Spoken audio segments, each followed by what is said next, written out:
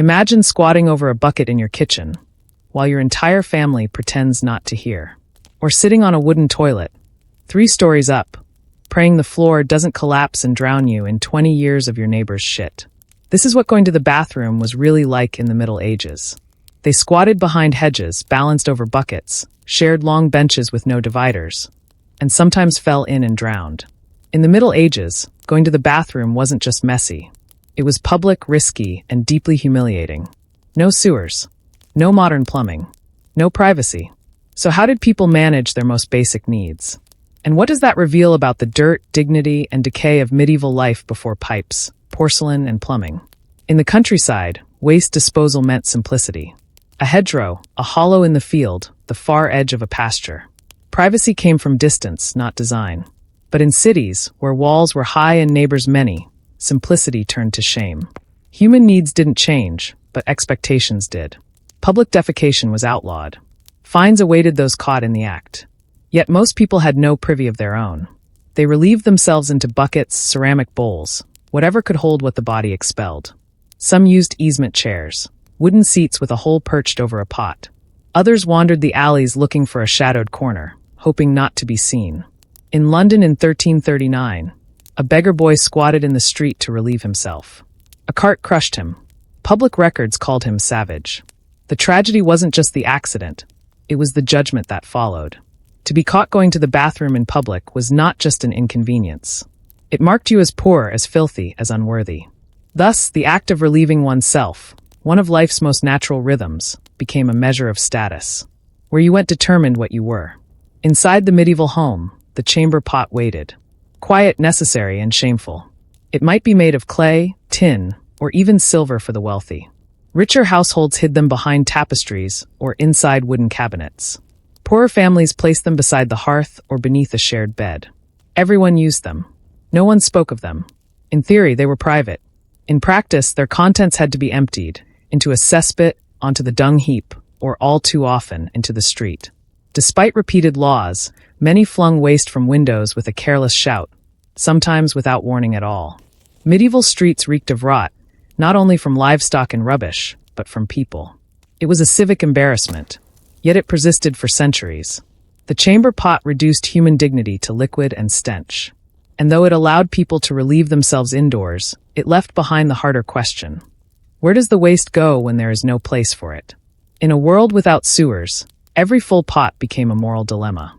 And every emptied one, a reminder that cleanliness had no easy answer. But even kings couldn't escape what happened next. When a bucket wasn't enough, some turned to the easement chair, a carved wooden seat, a hole in the center, and beneath it a pot waiting. It looked like furniture. Sometimes it was elegant, cushioned, carved, ornately painted. But dignity was only an illusion. Kings sat on these thrones. So did bishops, abbots, ladies-in-waiting. In portraits they posed in robes. In reality, they relieved themselves in silence behind thick curtains, attended by servants who knew not to speak. Still, every pot had to be carried by hand, downstairs, through courtyards, into the open. And so even the noble had to face what the poor did daily, that what leaves the body doesn't leave the world. In cramped tenements where walls were thin and smells traveled like rumors, waste caused quarrels between neighbors. It leaked into foundations. It ruined wood. It soured relationships. The commode chair promised privacy. But in towns built close and tight, privacy was never real. Behind every stone wall and oiled hinge was the same secret. People were trying to pretend they were cleaner than they were.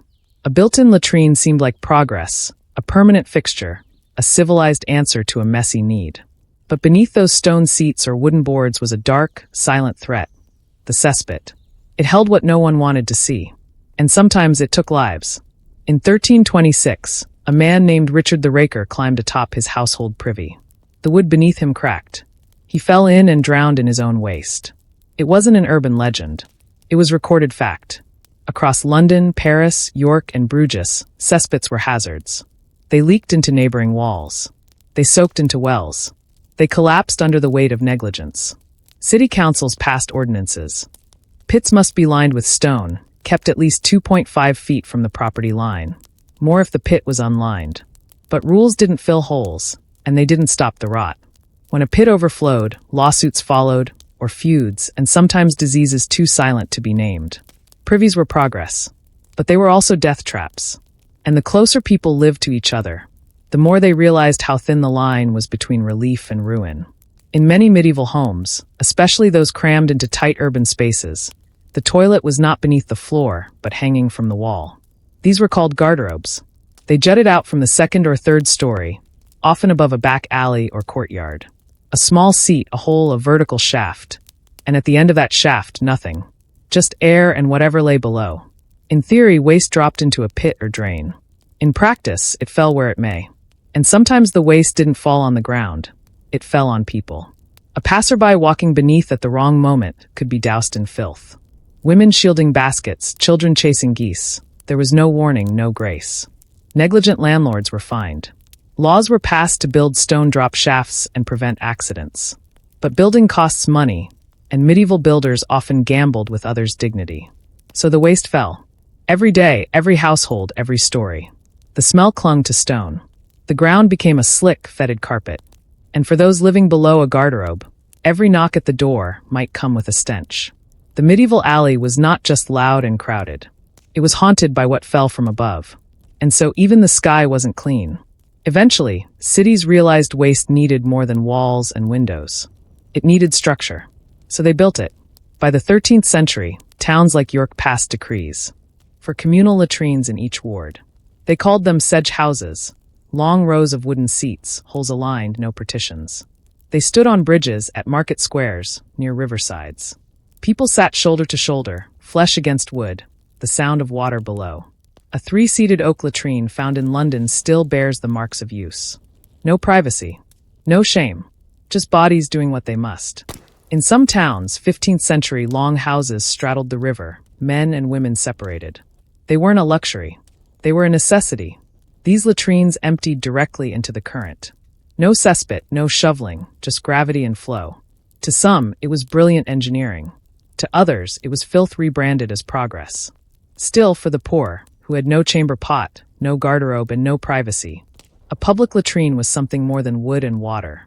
It was a place where shame could dissolve in the collective, where you were no longer judged for needing to go, because everyone was there for the same reason. So cities came up with a genius solution that poisoned their drinking water for centuries. Some cities looked to rivers for salvation. Why dig a cesspit when gravity and current could carry everything away? So they built toilets directly over water. The Thames, the Fleet, the Ouse, the Yexi. Public latrines stood like docks, wooden benches above slow-moving filth. When one relieved themselves, the river did the rest. In Shrewsbury, a long house offered 28 seats split by gender over the water's edge. In York and Exeter, bridges held pissing holes beneath their stone arches. London did the same. To medieval minds, flowing water was nature's cleanser. And if the eye couldn't see the waste, perhaps the conscience could forget it. But the truth was uglier. Waste clung to riverbanks. It blackened fish. It infected wells. It turned clean water into a silent killer. Yet for centuries, rivers remained the easiest answer to an impossible problem. They swallowed what people couldn't bear to bury. And in return, they asked nothing, except health and sometimes lives. Someone had to face what others poured away. They were called gong farmers or fossors latrinarum. They worked in darkness, beneath floors, inside cesspits. They climbed into rot with buckets, rags, and rope. The work paid well, but cost dearly. These guys got paid more than many skilled craftsmen, and nobody wanted to stand near them. They wore layers of old cloth to block the fumes. They carried torches that flickered near explosive gases. In 1339, one cleaner drowned in the Thames while trying to wash off after a shift. Some died young. Others were mocked, too filthy to marry, too necessary to ignore. Cities depended on them, yet gave them no place of honor. They were ghosts in the civic machine, shoveling the stink so others could breathe easy. Their job was to erase what others pretended never happened. They weren't just laborers. They were the unsung priests of waste, pulling sin from the streets, one bucket at a time. And when they disappeared into the dark, few remembered their names. Even filth can be monetized. As public latrines multiplied, cities began leasing them to private individuals. In 15th century Coventry, a man named William Peer rented the public privies of West Orchard for 9 years. He paid an annual fee. In return, he kept the latrines clean, repaired the adjoining bridge, and collected whatever fees the desperate would pay. Toilets became trade. A few pence for the right to sit. A coin for the privilege of relief. But what if you had nothing? For the poorest, the beggars, the widows, the sick, fees were walls. So they squatted behind barrels, in alleys, between stalls. They were fined, shamed, beaten. In death records, some were remembered not for who they were, but for where they were found relieving themselves. To use a toilet was a mark of class, and to lack one was to be publicly dirty. In medieval cities, waste didn't just expose disease. It exposed inequality. But not everyone turned their back. Some saw in human waste the face of suffering, and chose mercy. In 1309, John of Walton built a public privy near St. Margaret's Church. In the 1420s, Richard Whittington, London's famed mayor, used his will to fund a 128-seat latrine for the poor, placed quietly beneath an almshouse. A widow donated coins for roof repairs. A former mayor left a yearly sum to keep latrines standing.